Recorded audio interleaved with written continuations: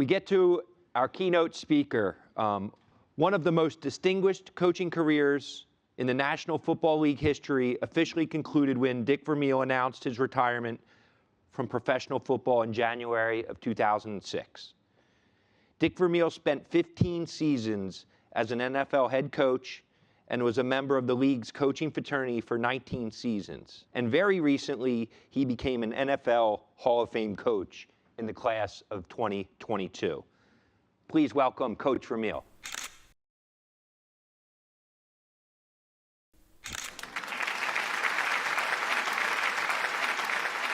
You know, I coached for 32 years, then I broadcast the game for 14. So these kind of opportunities are exciting to me because it gives me a team to coach. And everyone asks you, what do you miss? I said, I miss being the leader. I miss, being the guy that is in front of a group every day and directing and guiding and disciplining and motivating an organization. And, my last game was January 1st, 2006. We played the Cincinnati Bengals in Kansas City. And that was the last game I coached. And from then on, I'm an expert. I'm a fan. I'm like you guys. I know what everything's going on. I can criticize. I can do whatever I want. I can read the sports page. I can listen to the radio talk shows, which you never did when you were coaching because they were usually chewing your ass out. So I just I stayed away from it. But I miss it. I miss that opportunity. But over the years of coaching, I developed a philosophy of coaching that I really never sat down and wrote about until I got out of coaching because I had a lot of time. Having coached in high school as an assistant coach and a head coach, having coached in junior college as an assistant coach and a head coach, having coached Division I football at Stanford as an assistant head coach at UCLA, then an assistant coach in pro football, then a head coach with 3 different teams, I developed an approach in leadership and a philosophy in leadership. And it got deeper and deeper in meaning to me over the years. But I never sat down and wrote it. I just expressed it and went to work every day in leading the organization. So when I got out of coaching, I started writing, not in a book form, but in presentations and stuff, and it was stimulating to me. I also started studying what other leaders in intense environments, not some leader that teaches it in an master program that never really has led anybody but knows a lot about it. I started studying the Navy SEALs and other great coaches, other great military men and all that kind of stuff. And I learned a little better way to express what I believed in by reading what great writers. I was not an English major. I was a physical education major, okay? And I wanted to be a high school football coach, and that's what I did. So I learned a lot in the process of being retired. And I've really enjoyed it. I'm going to share with you the principles I call common sense principles of leadership. Common sense principles of leadership. I call it common sense because common sense is not always common practice. It's amazing how many people complicate trying to get better. Politicians are great at it. I mean, really. And I've been around a lot of people. And I'm not bragging that I did it right or anything like that, but I had time to improve my approach as a leader, starting as high school, then ending up in the NFL and getting to wear a Super Bowl ring. So I've been through the process. And I'll repeat it, common sense is not common practice. I'm not sure that we in our country, especially in some of our leadership positions, even recognize the value of common sense. A lot of great things have been accomplished by people with a great work ethic, a compassion for people, and a common sense approach to solving problems. And it didn't complicate it by attacking the problem in a too sophisticated way. So I started writing them down. And I've enjoyed doing it. I learned a lot from coaches I've worked for and with. I've coached with 25 different guys that either were head coaches in the NFL when I coached for them, at that time, had been a head coach in the past or became one later, 25 different guys. So the Bill Walshes, the Jim Moores, the John Ralston, the Tommy Prothros, the Chuck Knoxes, the Mike Martzes, the Al Saunders, the Jim Hannafins, these guys all led NFL teams. And I learned something from all of them. But what I also learned, it had to fit what I believe in. It had to fit with me and what I have learned. And I had such an advantage over most coaches in the NFL because I was a high school football coach. When kids are 15, 16, 17 years old and very impressionable. And I loved it because it gave me a foundation.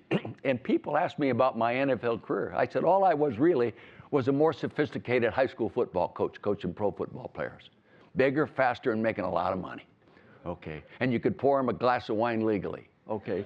So, you know, that's how I looked about it. You know, and I've coached Heisman Trophy winners. I've coached MVPs, 15 different players in the NFL Hall of Fame. 11 of them, I was the head coach. 4 of them, I was the assistant coach on staff. So I've seen it all. And when I got out of coaching, it gave me time to start condensing what I really believe in, you know. And like the Navy SEALs, simple but not easy. Simple but not easy. Really, leadership is simple but not easy. It's simple to define what you've got to do. So I spent time doing it, and I'm going to share with you. I call them 7 common sense principles of leadership. 7 common sense principles of leadership. And I don't have them ranked in order. That's for the person that listens to me or writes a note down. They can rank them in their order. But these principles were learned in the field by working with a 16-year-old quarterback, you know, and working with a Hall of Fame quarterback. I talked to 2 of my Eagle players on the way here today, Jerry Sizemore and Keith Krefley, my right tackle and tight end. I was with Bill Berge yesterday, but I learned from these guys. And I'd like to believe they made me a better football coach. Fortunately for me, I'm an end product of all these guys. I'm going to the Hall of Fame in August. That shocked me because I think there are so many people. Oh, thank you. It really shocked me and overwhelmed me because I know some other coaches that should be in there before me, and that's how I feel about it. You know, Dan Reeves, Mike Holmgren, Mike Shanahan, these guys, Chuck Knox, you know, Marty Schottenheimer's won 203 games, 8th most winning coach in football. He's passed away. He's not in the Hall of Fame. But, you know, I'm going to accept it. But it's my guys that put me in there. I go in there standing on their shoulders. Because all I did was help them be what they had the ability to be. But really, isn't that what leaders are supposed to do? You don't have to be a football coach. I mean, you can be working in your organizations. Your job as a leader is to help people be the best they could possibly be. So I started writing around what I really believed in. And you know what my number 1 principle is? Simple as it may sound, make sure your people know you care. People complicate that. People complicate that. Coaches complicate it. I've worked with coaches that I thought complicated it. You know, anyway, make sure your people know you care. Years ago, I read an article when the Roosevelt family, I think it was Mrs. Roosevelt, President's wife, made the statement, people don't care how much you know until you know how much you care. Well, as a football coach, I cheated. I changed it from people to players. Players don't care how much you know until you know how much they care, and until they know how much you care, really. And you know, and I built the whole approach to coaching on that. Why? Because I learned from the kids. I learned what worked best working with these young people, and it just helped me. Good leaders are persuaders. There are people that can synchronize thinking. Okay, a lot of people say put you on the same page. I say no, you synchronize how your organization thinks. You have a whole group that think the same. Every day they come to work. Every day they go home. They come back to thinking the same. But it takes leaders to persuade people to join in a method of thinking, an approach to thinking, and these kinds of things. And I just know the first step in getting people to do that is for them leaving the office, for them leaving the football field, no matter how hard they worked or the negative things that happen, that you care. That you care. You care about them as a person, as a parent, as a father, as an employee, as a president. And I think caring in my organizations always started from the top. You know, I brag about this. I've coached 3 NFL teams successfully and have never been fired. I'm the only guy that's ever done that. Never had an agent. Probably not a good business. But I never wanted anybody No, serious. I just never wanted anyone between me and the guy that owned the team. And as soon as you have a guy dealing in contracts and telling an owner how much he thinks you're worth and all that, that starts driving a spike in between the two of you. I never had it. And because, making a living is important, but it was, to me, the most important thing was to start winning football games, and then everything else would take care of itself. But I always felt it started with your players and your staff and your organization know you care. I was very fortunate in 2 of the 3 jobs. I had 51% vote on anything that went on that dealt with a football. Now you stop and think about a pro football team. You think about the Eagles, the Atlanta Falcons, Kansas City Chiefs, St. Louis or Los Angeles. That's what they do. They're in business in football. And I had a 51% control in terms of not power, but control to make decisions that best affected positive outcomes within that group. And it really allowed me to learn, to grow, to care more about the people that were trying to help me do it, both staff and everything, but it allowed me to go in every room in the building. From the lady that took the phone calls at the front desk, to the equipment guy, to the custodians, to the groundskeepers, it allowed me to go one-on-one with them. And I enjoyed so much, and I learned so much about what makes an entire organization click. And to me, it ended up being, just make sure they know you care. What I found out is if you care, they will care. And every once in a while, you'll find someone that doesn't care as much as you do. Get him a job with your competition. Let him play for the Giants, okay? Let him play for the Giants. It's a Giant. Giant fans are like USC Trojan fans. The first thing they tell you as a coach is, I'm a Giant fan. You can be in Southern California, first thing they say, I'm a USC fan. But nothing negative about the Giants, but we beat them 12 times in a row. But anyway, just don't ever underestimate the value of letting people know you care. It's no good if you know, if they don't know. And you've got to show it. They've got to know it. This is how you develop the mental toughness within an organization.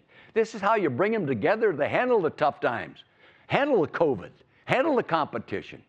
The more they care, the more they give. And it's not always related to how much money you're paying them. It's rated because we belong to an organization that wants to succeed. And we care about our leadership team. We care about our product. We care about how we play on Sunday. We care about how we conduct ourselves off the football field. I've cut more guys because they didn't fit my image off the field than I've cut sometimes that couldn't play well enough on the field. Everything centers around people knowing you care about them. And it's amazing. We all need a vision of how we want to end up in the future. And it really, a future is invisible. Hell, you create it every day you go to work, especially in a football team.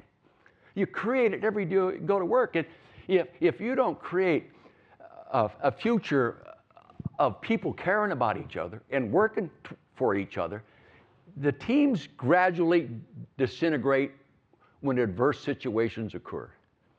There have been NFL teams that have lost year after year after year. Came to Philadelphia. They hadn't been in the playoffs since, 1960? And we go there in 1978. How many years is that? Even I'm a math major. I can figure that. That's 18 years. And the number one, we didn't have any first, second, third round draft choices my first year. We didn't have a first, second round, or third round draft my second year. We didn't have a first or second my third year. But we had was an opportunity to care about each other, keep working, and get better. And today, my guys are 68, 70 years old, these guys I coached on those teams. The number one thing they cherish is the time they spent together. And how they don't care, they don't really care about each other, they love each other. And I think guys that have been in the Second World War and maybe in the Vietnam and that were in the intense world of war develop a camaraderie that overpowers lack of talent many times. And it simplifies the decision making because everybody is synchronized in how they think. It really is. Just remember, people care about people who care about them. And there are very few people, especially today in our society, very few people mentally tough enough and disciplined enough to give their best on a consistent basis to somebody they don't care about, somebody they don't trust. Very, very difficult. You know, 30% of the 511 coaches that have carried the name NFL head coach were fired after the first year. Now, that's poor leadership from the ownership standpoint on down. But many times they create their own problems because they didn't transmit the fact that we're going through adversity, we're going to get better, we're going to experience losing, we're going to get our ass kicked, and we're going to lose a lot of games, but you know something? Our future is bright because we're going to care about each other, we're going to line up and play, and by the time we get this thing turned around, it's going to take a hell of an organization to beat us, take a hell of a company to beat us. And you know, that little principle with me probably is the number one most significant contributor to me going in the Hall of Fame. Okay, my Philadelphia Eagle team are organizing what I understand, I wouldn't want to be on the bus, organizing a bus, and they're all going together in August. I don't know what shape they'll be in when they get there, but I saw them at Harold Carmichael's party last year, and I'd say they admit it might be a rough 4 days or so in Canton, Ohio, but I knew. You know, I was never embarrassed to take caring to the next level. I'm an emotional guy, I have been all my life, sometimes to a strength, sometimes to a weakness. But I was never embarrassed to say I love you to a player, to a coach. And it's not the same kind of love you have for your wife and your own kids, but it's beyond you like them. But it's beyond you trust them. It's beyond you care about them. You know, Jerry Sizemore, the driver, can tell you who drove me here. I had the speakerphone. The last thing he said to me is, "I love you, Podna." He's a Texas kid. "I love you, Podna." Now, he doesn't love me like he loves his wife and family, but it's beyond he respects me. And when that permeates a football team, it's amazing how much more consistently they play. It's amazing how much more consistently they prepare to play. The great thing about football, it's physical. If you want to get better in anything, you repeat it, you work at it, you work at it, you work at it, you work at it, and you gradually get better. But if your mind isn't right, you don't particularly care about the guy that lines up next to you, and you don't trust the head coach, you don't trust your linebacker coach, it's a difficult challenge. It's a difficult challenge. And I really think some of our more sophisticated young coaches today pass up this concept, and they get right into the X's and O's and all these seasons, free agency and all that kind of stuff. I can remember Leonard Toast coming to me, and I'm not bragging about it, but it's what I believed, because I knew what I was getting into when I came here. So, and he said, you know, he was always short of money, but he spent it anyway. That's what eventually cost him the team, okay? He would come to me, "We can buy this player. He's out on the market." And it wasn't free agents at that time, but you could sign this guy. He was out on the market. And I said, "Leonard, I don't want to do it. We're not going to buy a team, we're going to build a team. Now, it's going to take a little longer." But, you know, 5 years into our mission, we went to the Super Bowl. And 12 guys off the original guys under contract went with me.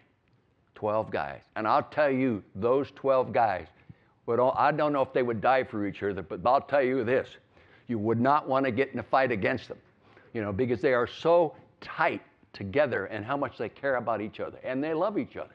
So that's why I really believe, you know, it's a synchronizing, it's a bonding process that builds organizations. I think it can be infectious within your organizations and your companies, and it really makes a difference.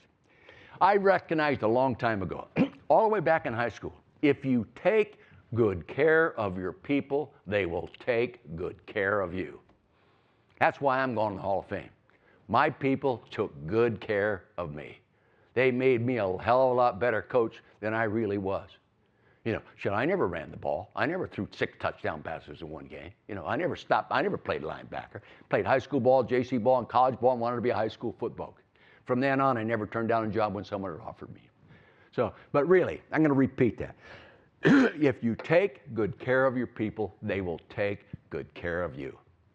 I really, really believe that. The next thing, principle number 2, is be a good example. yourself and surround yourself, your business, with other good examples. Boy, when your actions speak for themselves, everybody listens. Today, especially as more sophisticated as our culture is today, they spot phonies. They form opinions. They make judgment statements on them. Be a good example. I did not want anybody in our locker room sitting next to somebody he didn't like, he didn't respect, he didn't trust. It wasn't a good example. He wouldn't work like I work. He wouldn't do this. I didn't want him in our locker room. And people have said to me many times, how did you handle the problems? I said, easy, I got rid of them. I'm not a psychiatrist. I'm not a psychologist. I was a football coach. And I really believed in surrounding people with other good examples. You know, don't ever think when you're in a leadership position that you're not being evaluated. It's very naive to think that your people, your staff, or your customers aren't evaluating you personally. And I'll tell you, when they don't trust you, they don't work as consistently. And when you sit in a locker room and the guy next to you is bitching and moaning about how hard you're working him and he isn't getting the plate enough, the coaches are screwing me, I don't like the owner, that's a negative on the kid sitting there that just wants to make a living and get better. So I tried to recognize who they were early and get them a job with somebody we're going to play against. And I actually did that. But, you know, at the St. Louis Rams, we go to the Super Bowl in 3 years. There were only 9 guys on the roster that were there. They're under contract when we took over the team. Fortunately, we're there. I had first-round picks. We had free agents. We had money. We had all kinds of, so you could get smart easier. You know, you could look bright. And I surrounded myself. I'd been out of coaching for 14 years. I was broadcasting. I was the expert in the booth. And I really enjoyed it. So I had to do it differently. But I know this, I had to be the example. My staff, the people I hired, the players I kept on my staff, had to be an example. I wanted people to see in me what I wanted to see in them. It's infectious. It really is. It really is infectious. And I think this is why I always tried to be what I wanted my people to be. And I didn't always get that done. None of us are perfect. We don't always get that. But I tried to be what I wanted my staff to be, what I wanted my organization to look like, how I wanted my organization to express themselves in the media, how I wanted them to handle themselves in the public and represent the Philadelphia Eagles. I'd talk about it. Guys, we represent Philadelphia. It's one of the great old cities. And if you embarrass Philadelphia, you embarrass me and your teammates, and I'm going to run your ass out of here. I'm not going to keep you. And that was a threat, and it was. But the thing is, they knew I was telling the truth. And it's amazing how profiles of people can somewhat change, but modify their thinking when all of a sudden, this is the way you're making a living, and they have certain restrictions. And everybody working under those restrictions are good examples. They're all doing the same thing for the same reasons, for the company to succeed, for the players to succeed, for the team to succeed, and for Philadelphia, for St. Louis Rams, for Kansas City Chiefs, to be in a community where people can respect them and look up to them. And it is so important. Again, I tried to be what I wanted my people to be. And I learned that through coaching high school kids, junior college kids, and the young kids. Young kids are very impressionistic. It's amazing. Because of a high school football, I go to Calistoga High School in the Napa Valley. 129 kids in the entire school. 29 in my graduating class. A football coach comes to Calistoga, his first year out of College of Pacific, okay? It's now University of Pacific. He's a football coach. I had not thought about going to college. My dad had an old garage 25 yards behind the house. 2 first downs and you're in the front door. Yeah. And 24 hours a day he was there. And I grew up working in a garage. And so he was going to build a Louis Vermeil and Sons. Wrong. This football coach says to me, you know, kid, you could play college football if you wanted to. Well, no one told me that. No one told me that. But he was such an example to me. He inspired me. He says, you know, I'm going to go to junior college. So I did. And I walked on at San Jose State 3 semesters later and earned a scholarship and played there and went into high school coaching. Why? Because a coach inspired me. I wanted to be like him. You know, and we've all been influenced by somebody in our lives. There are very few self-made people, regardless of what they like to write in books. Most people have had people in their lives they could emulate. He started me thinking about being a football player and a football coach. Then I go to San Jose State, and I had a head coach telling me the same thing. You'd make a hell of a football coach. Well, I just wanted to coach high school football. Before I know it, I'm getting calls from people. Stanford University calls me on the phone. You want to coach our freshman team? You kidding me? You know. And so it's so important for you as a leader to be a good example and surround yourself with other people that are good examples, not phonies, not, you know. Authenticity is an unbelievable sales force when you start dealing with people. When you're believable, when you're trustworthy. Now, you got to remember, trust is not a physical thing. It is an emotional thing.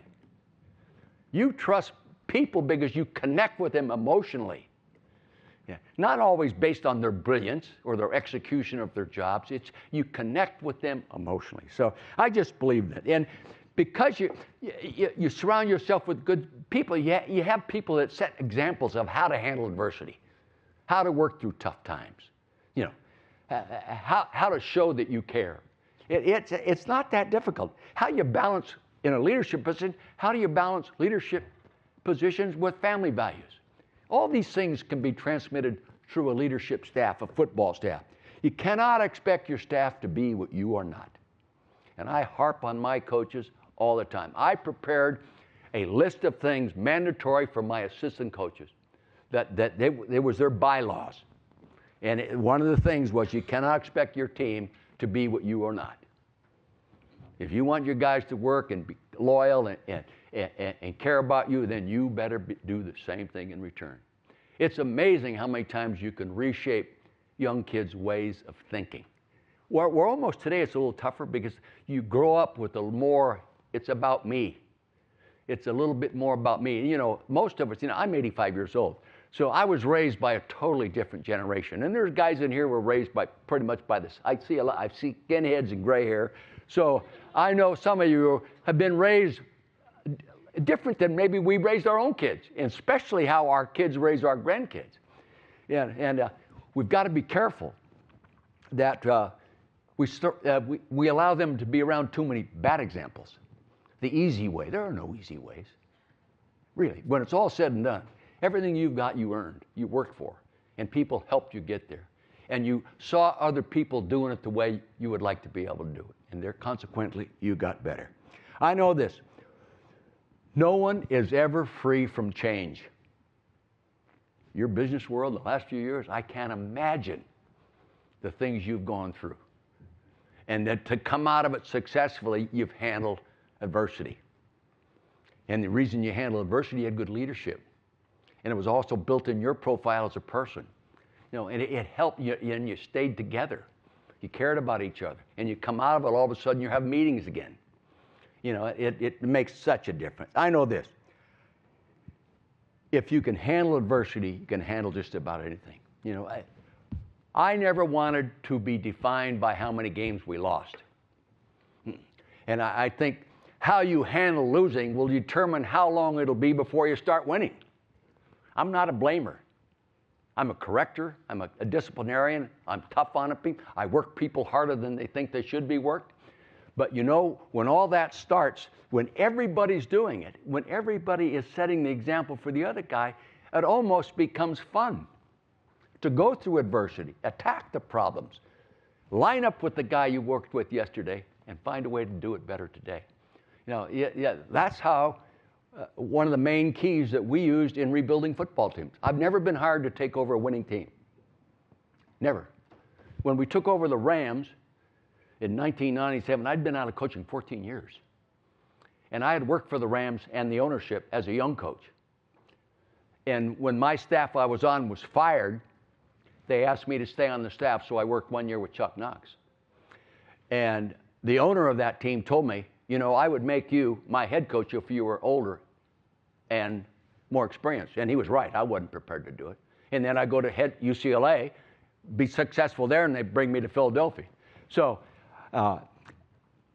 I was fortunate to be around people that were good examples for me, that taught me how to do and how to handle the different things. And St. Louis, St. Louis lost more games between 1990 and 97 than any team in football. They beat out the Jets in losing record by 1 loss. That's not a lot you can take pride in. You know, and in 3 years, they won the world championship. 3 years. But I'll tell you, we changed how they thought. We changed how they cared about each other. And like I said, there were only 9 people on the team that went to the Super Bowl off the team we took over. But I'll tell you, those 9 people were a foundation you could count your life on. I mean, just great, solid players and people. And the Kurt Warner stories and those kind of things. When you put people that aren't supposed to be as good as they are in an environment that cares about each other, and there's good examples all around them, all of a sudden they're better. All of a sudden they're finding out they can do things they didn't know they could do. Hell, Kurt Warner came out of the Arena League. Go see the movie, American Underdog. It's pretty accurate. Pretty accurate. Well, anyway, make sure you surround yourself with good examples and make sure you are yourself. And make sure that they can see your example out in front of everybody. Don't hide. Don't hide what you do well. Don't hide how you feel. Don't hide and don't overlook somebody that is an unbelievable example. Make sure everybody in the room knows that you appreciate and you're grateful for the example he's setting for the rest of the organization. So important. When you're authentic, I can't even say it. Authenticity is confirmed by the people that see you every day. It's amazing how much deeper and more efficient you become as a leader. So you just be a good example. People forget advice and opinions. Examples, they never forget. I've forgotten a lot of advice. I've gotten a lot of opinions. I've listened to a lot of opinions, but I have never forgotten really good examples, especially kids that I've coached.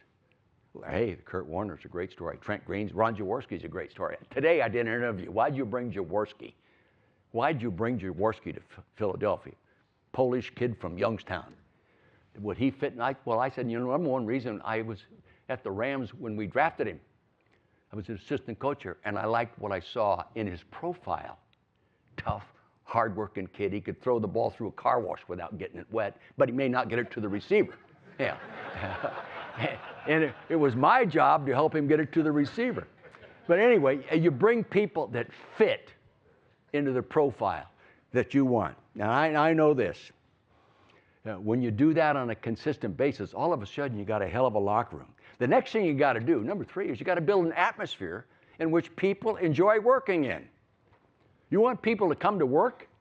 Make sure the atmosphere they're coming back into is enjoyable. It's positive. And people enjoy coming in there. It's so critical. Yeah, if all you do in a leadership position is add gloom to the doom, the atmosphere within that room, whether it's COVID or you just lost 4 in a row, hell, my first year at the Rams, we lost 8 in a row. 2 years later, we won the Super Bowl. I got the ring on. You know? If all I did was add gloom to the doom and talk about the adversity, talk about the losing, talking about these and the bad draft choices they had made in the past, we'd have never gotten it done. And I think that's true in the business world. You got to think about the atmosphere you want people to work in. What do you do? You know, things like this are great.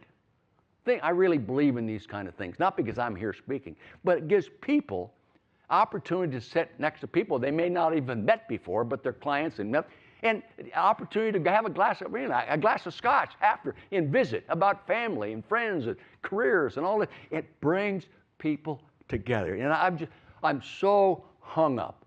And the one reason I always tried to get a 51% vote is so I could control, or I could at least try to control, the environment within our building.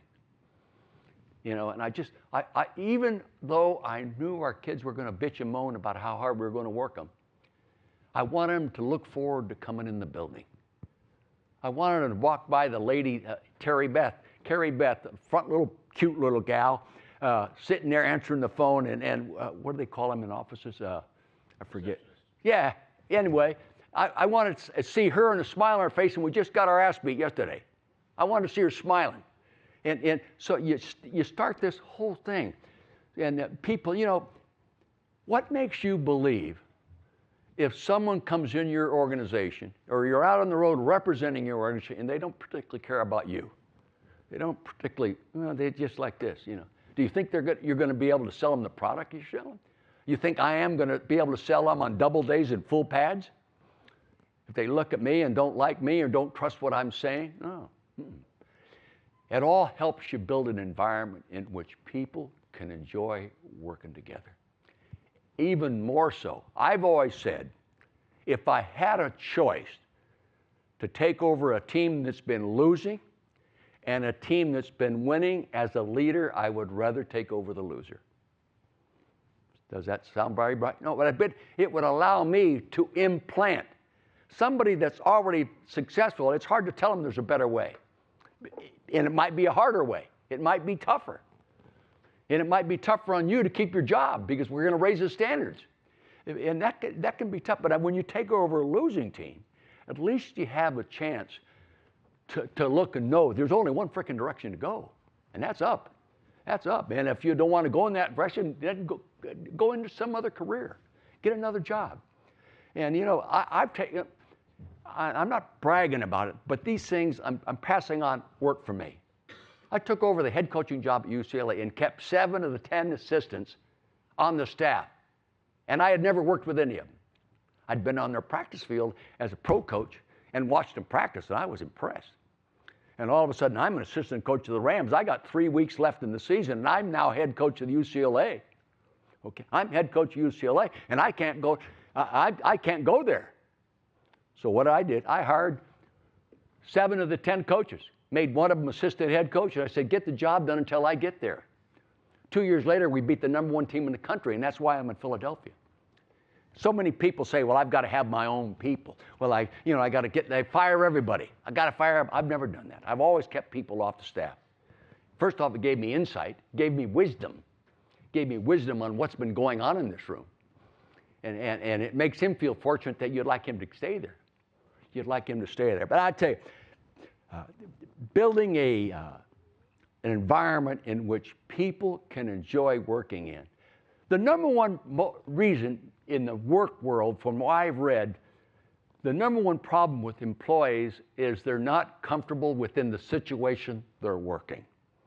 They just don't really care for the atmosphere. It's not that they can't do their job.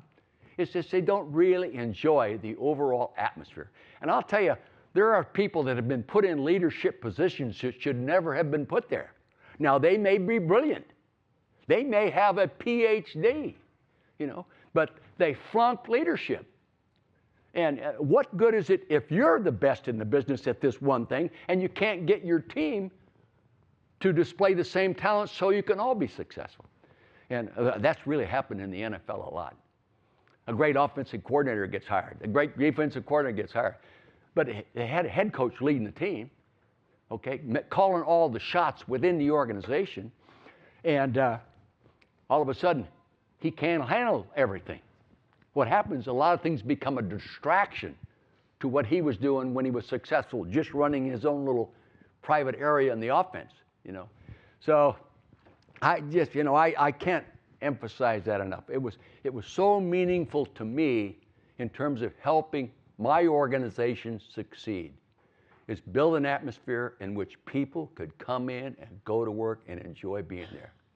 My locker room in Kansas City, we usually off the field and out of meetings at 5:30. I would go down there at 7:30, and there'd be 10, 15 guys playing at the pool table, or playing those little, I forget what they call it. The little, not dice, but dominoes. Yeah, around the cart playing dominoes.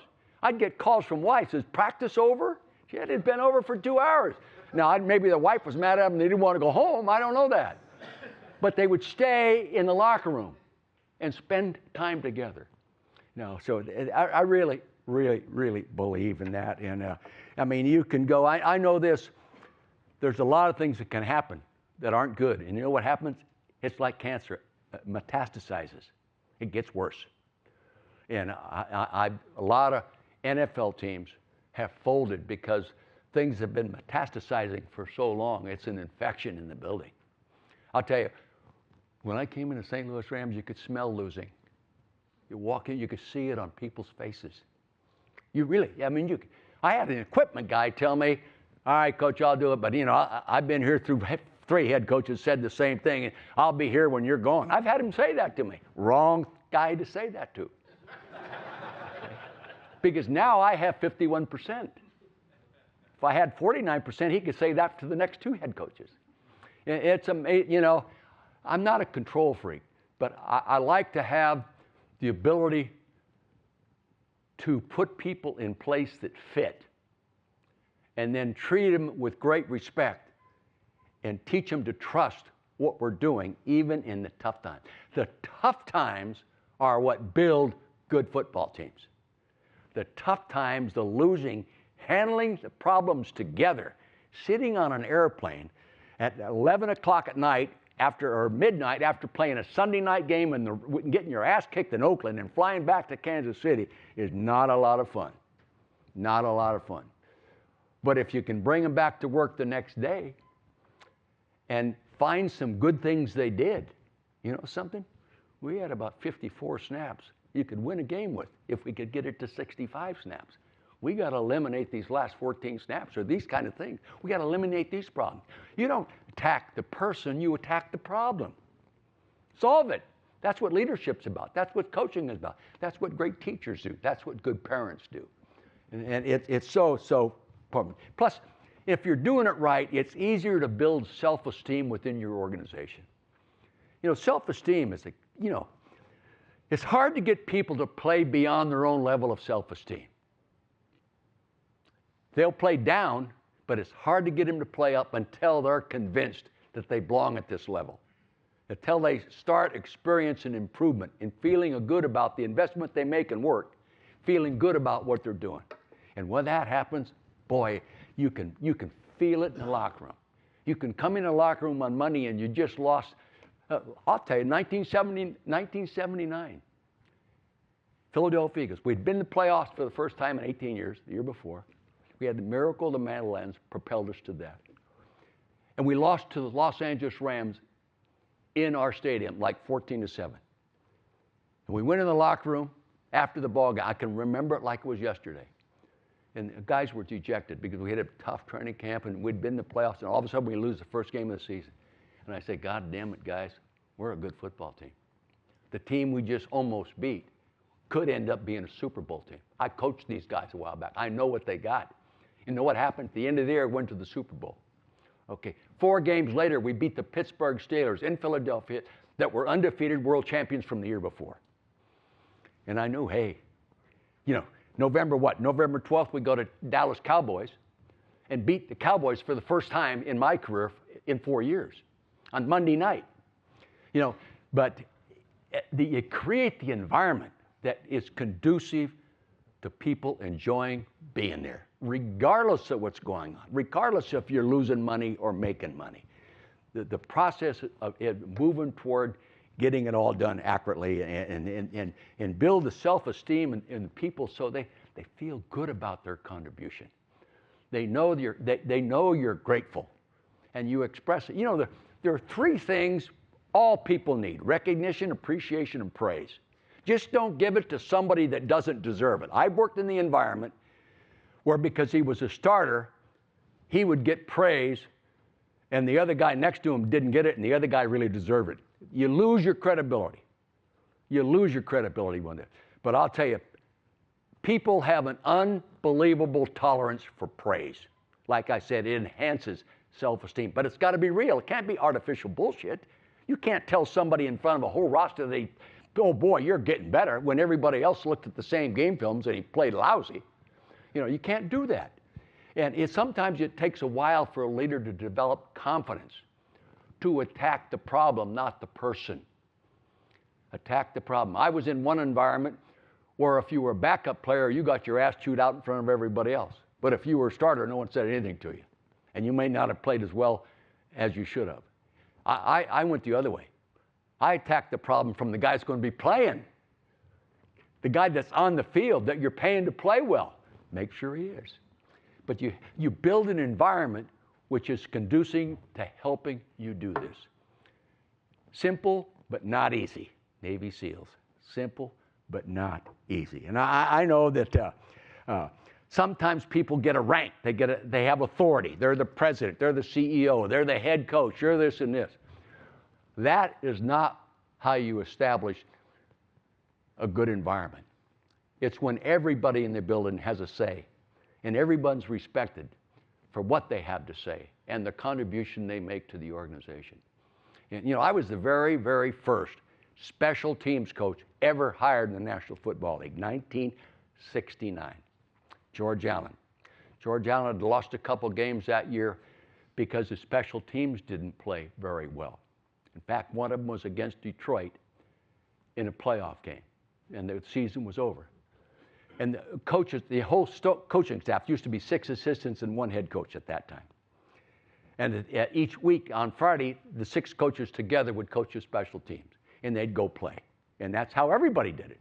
And George Allen decided, you know, we've got to find an edge in this. We're not as good as we should be in this area. So he hired me, fortunately for me, and I go there. And all of a sudden, we're making the difference in winning and losing. And the atmosphere and the attitudes towards special teams really changed. All of a sudden, it was important for Deacon Jones to rush real hard and block a field goal. It was important for Merlin Olsen, who was a defensive player, to be a strong right guard in our field goal team because he's a big, strong guy and have good protection so the field goal might go through without getting blocked. All these things changed it. But again, it changed the way people thought about something that was just an afterthought on Friday and used on Sunday. And, you know, Marv Levy took my job when I left and went to UCLA as the offensive coordinator. Okay. It's about, you know, trust and respect is an amazing, amazing contributor to individuals and to collective organization. When everybody trusts everybody, everyone respects everybody, and those that don't end up staying there. It's amazing. Even guys with little problems change. Guys with little problems. But it's so critical. And I just, you know, I can harp on it, but the next thing you got to do is when you've got people that care, and you have good examples in your room, and you've got an environment that people enjoy working, you know what you have to do? You as a leader, make sure you give them great definition how we're going to get it done. What's your game plan? What's your purpose? What's your process? What's your value system? Can't be a secret. They all have to be on the same page. We had a motto in terms of our definition, the main thing is the main thing. You know what the main thing was when we came to work? Lombardi Trophy. That's why we come to work. No, I've been there twice, so I know what it's like to win one. I know what it's like to lose one. But I'll tell you, it takes the same thing to get there and lose as it does to get there and win. You got to get there. Tough. And it's not like Major League Baseball or an NBA where they play 7 of the best games. You could be playing 6 games, your 7th one wins it. In the NFL, you got 1 shot. But anyway, we define it. Our success is going to be defined by our goal to win the world championship. When I first put this sign up, this is this one I had in Kansas City. When I put that sign up by the locker room in St. Louis, honest to God truth, people thought it was a joke. They'd lost more games than anybody in football. They thought it was a joke. Somebody one night wrote some slang stuff on it because it was like a 3x5 card, a picture of the Lombardi Trophy. This is why we come to work. I'm serious. Somebody took a marking pen and wrote on it. I just left it there, but that give me fuel. That give me fuel, and it helped me define. You know, I've never asked a player that gave me the right answer when I said, how much does the Lombardi Trophy weigh? Not one of them could tell me. 7.5 pounds. Say, okay, how tall is the Lombardi Trophy? I've never had anybody say it's 22 inches tall. Never. I said, who makes the Lombardi? No one's ever told me who made the Lombardi Trophy. By the time I coached my team, they knew how much it weighed. But and more importantly, they knew how many people it was going to take to lift it. My first year here, we lost to the Raiders. We got beat. Okay, we didn't play well. We turned the ball over 3 times. Okay, and I could make excuses for it. That day, we'd beaten them in the regular season. We went into the game, we got beat, okay? The next time we go, we wins. I know there's a difference. And it really helped me in St. Louis. The guy asked me this question this morning. What's the difference? It says, well, in St. Louis, I went, on offense, we had 5 Hall of Fame players. I was a hell of a lot smarter coach. I mean, had a Hall of Fame left tackle in Orlando Pace, already in the Hall of Fame. Hall of Fame quarterback, Kurt Warner, already in the Hall of Fame. Marshall Faulk, finest athlete I think I've ever coached football, in the Hall of Fame. He's playing running back. Isaac Bruce just went in the Hall of Fame last year. The 5th guy, the other receiver, has been in the finals 3 years in a row and hadn't gotten in yet, but he'll go in. 5 guys. I was a hell of a lot better football coach. Hell of a lot better. And I really felt smart. But what we did is we provided a plan for what they had to do to get there. You know, I'd been there before. I knew what it took. And the other thing is, having been a broadcaster, I'm in NFL meeting rooms. I'm sitting in Don Shula's meeting room. I'm sitting in Bud Grant's room. I'm sitting in Bill Parcells' rooms, listening to him talk to his teams. You talk about learning. I learned so many. I also saw some things I thought we did better. I broadcast major college football games for 8 years with Musburger. You go watch Tom Coughlin coach Boston College, maybe the finest football coach I've ever seen coach. And Bill Snyder at Kansas State. Now, you don't see those guys coaching an NFL team. You saw Tom do it. What did he do? Go on and win 2 world championships for the Giants? Not a good football coach, a great football coach. Look what's happened since he's gone. Yeah, okay. But really, no, that's a great, vivid point. Leadership, leadership, leadership. And Tom was a buster, okay? I mean, he's a grinder.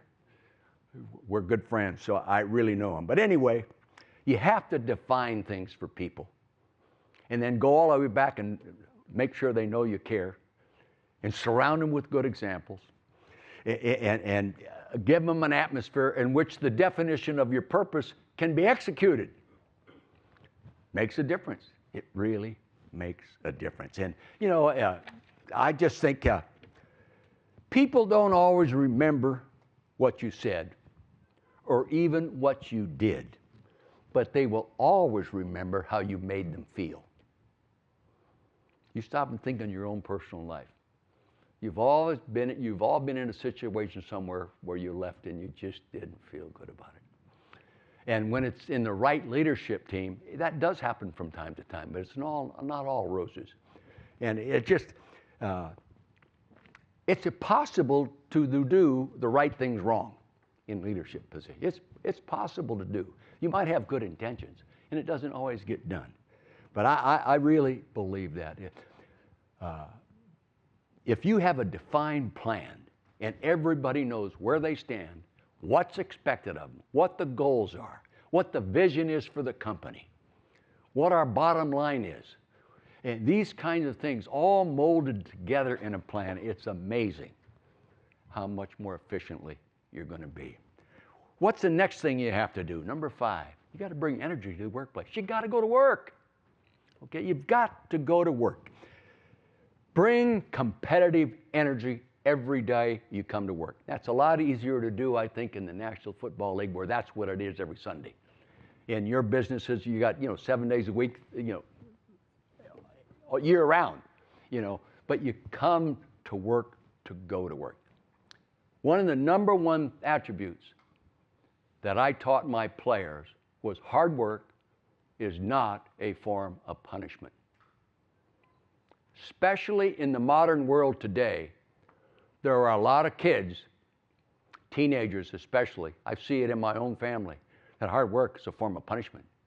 I watched a man work with his hands until he died in a garage with his hands, okay? It was his grandfather's barn, my great-grandfather's barn. I knew what hard work was. I made sure, I didn't want to do that the rest of my life. But hard work is not a form of punishment. It's a solution.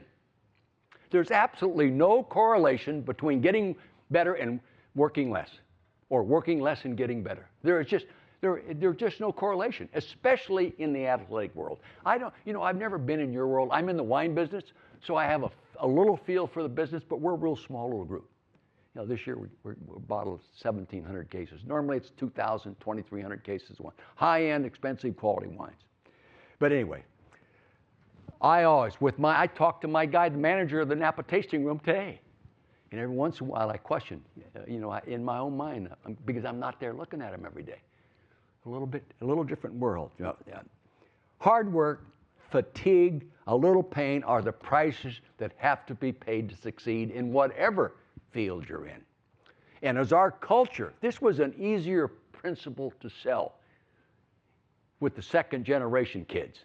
You know, when my parents, the Depression families and the kids coming out of these families, they have a better appreciation and maybe in some way a better value system in regard to the roots that made us what we are today.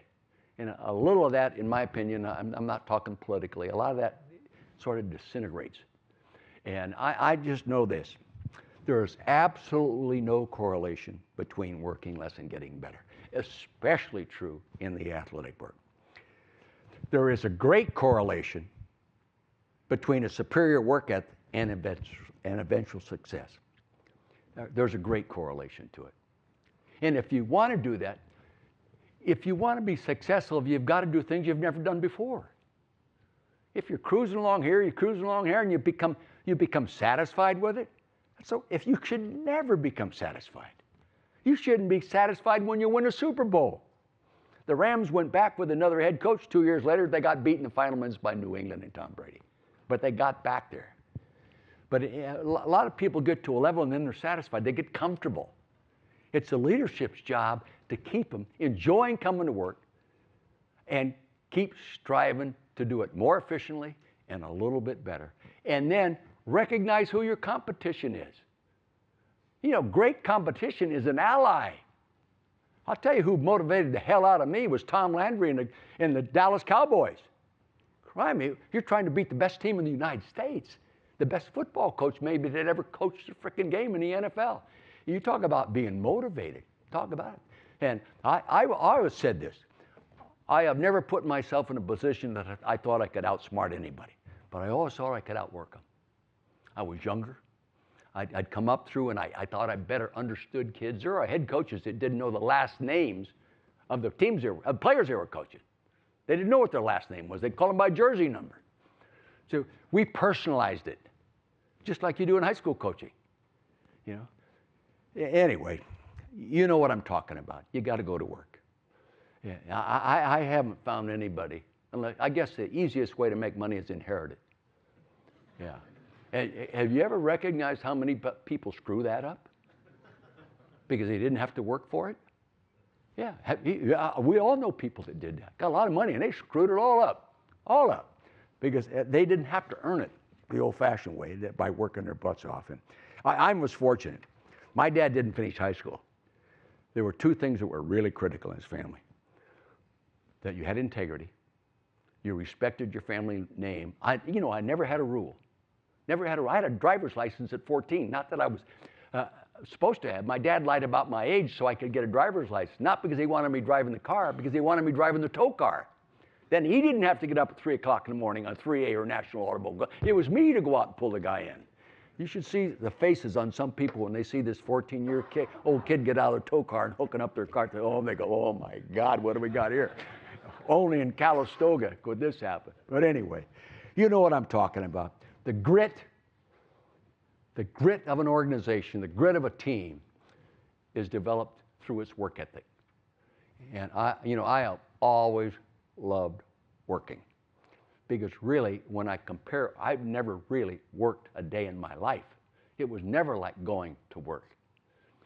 I told this guy to the invite this morning, I'm assistant coach of the Rams, and the coach that I had worked for as an assistant coach at UCLA and the Rams, Tommy Protha, called me up on a Sunday morning, said, Dick, J.D. Morgan, UCLA athletic director, is going to call you and wants you to fly to San Francisco today. He's going to offer you the head coaching job.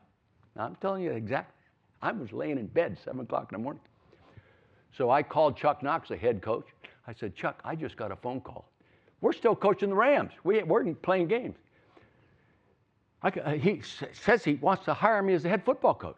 So I got a plane, flew to San Francisco, met with him, came back. Got home, then I was changing into my coaching clothes because they had night meetings the night before a Monday night game on Sunday in Los Angeles. And Carol says to me, Dick, you're going to be the head coach? I said, yeah. She says, well, how much money are we going to make? I said, I don't know. I didn't ask. Honest to God truth. $27,500. That was my salary. That was exactly what I was making being the offensive backfield coach and special teams coach for Chuck Knox that year. You know, now you'd make $5 million. Sounds a little better, doesn't it? Yeah. Probably tougher to win today than it was then. But anyway, you know what I'm talking about. If you're willing to work, a lot of things will go your way. The next thing I was a nut on was developing relationships. I'm a relationship leader, okay? There are other people that aren't. I'm not saying they're wrong. I have to be what I am. And I don't know if I have any gifts, but I've always had a good emotional intelligence.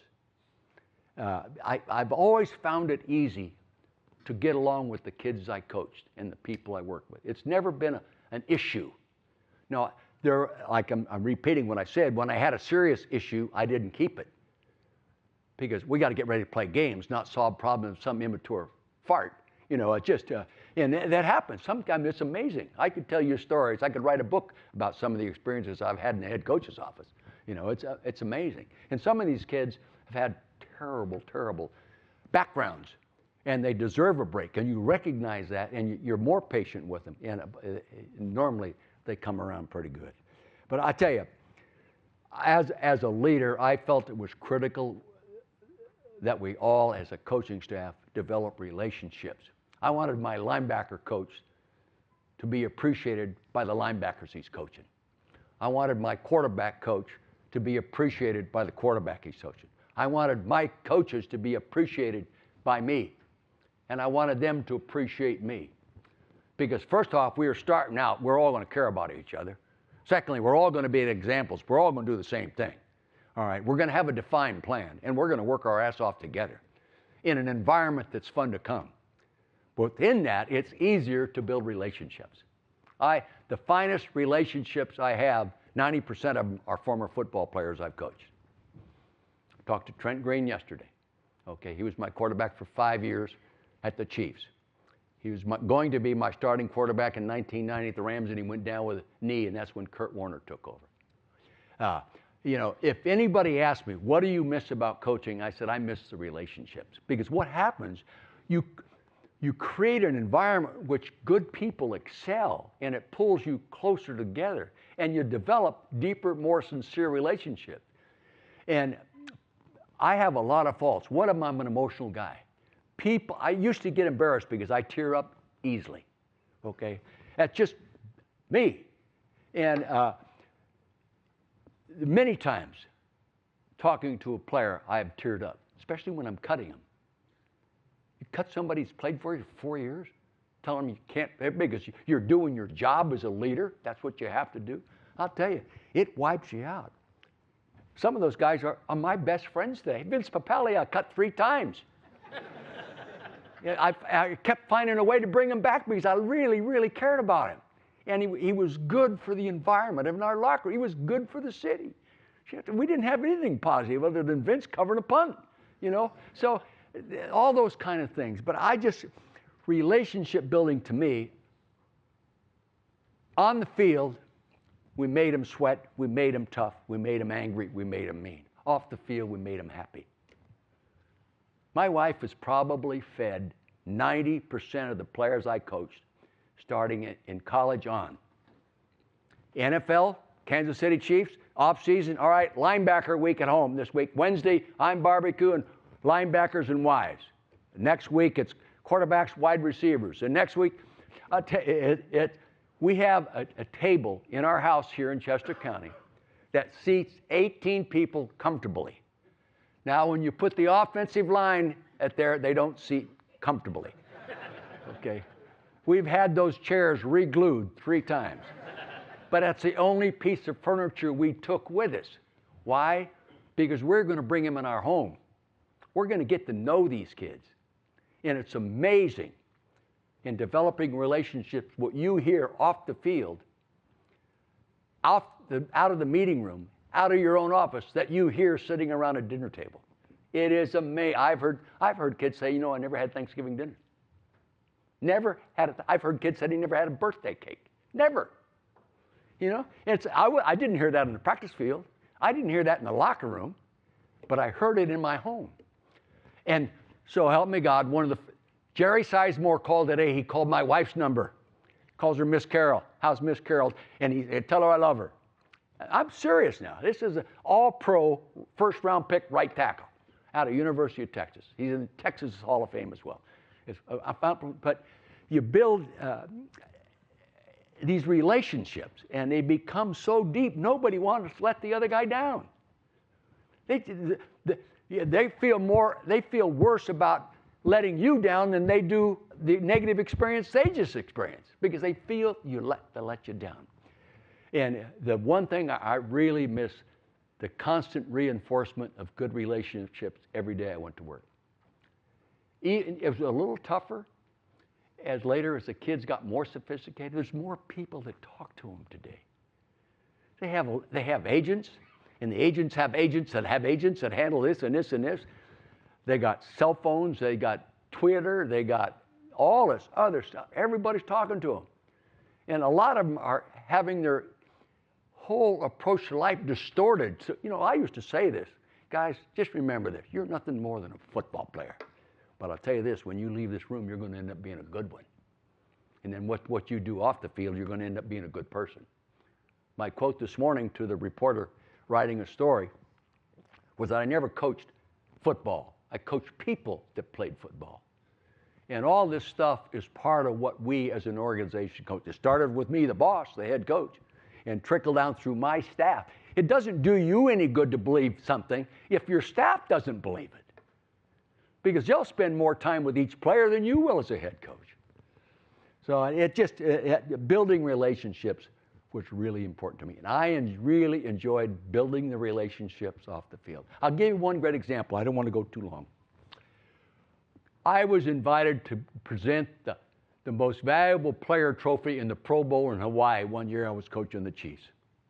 So after the game's over, I go down and I present the the most valuable player award. That night, about 10 o'clock at night, in my hotel room, I get a phone call. Coach Vermeil, this is Bernard Cordero. I saw you on the field today. Can I get to see you? Bernard Cordero played for Napa JC for me.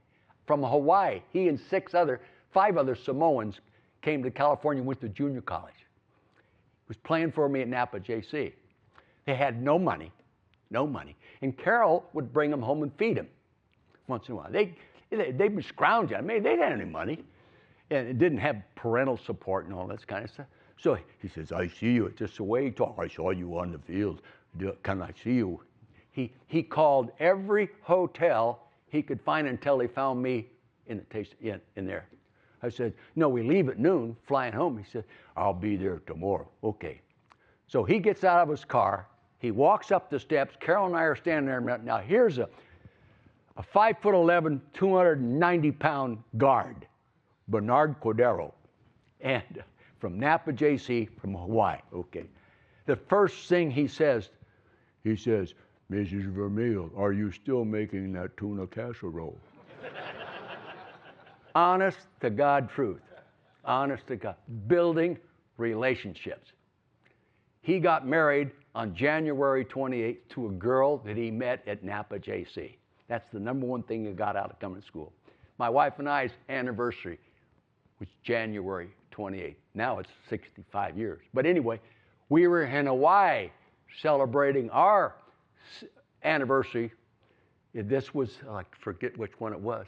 Bernard Cordero and his wife from Napa JC had dinner with us on our anniversary. Relationships. It doesn't have to be Kurt Warner, the Hall Pro, or Tony Gonzalez, or the greatest player in the world. I enjoyed some of my backups more than I enjoyed the guy playing in front of him. He just didn't have as much talent, but he had everything else, and sometimes more. Building relationships. Now, the last thing I would say, and you can't do any of this. You can't do any of this if you're not sincere, if you're not honest, if you don't tell the truth. You know, the truth sometimes hurts. I've had players come in and say, Coach, you know, my wife and family are in Texas. We're in training camp, and geez, you know, it's going to be a long drive and that. And when, you know, the final cut's coming up here soon.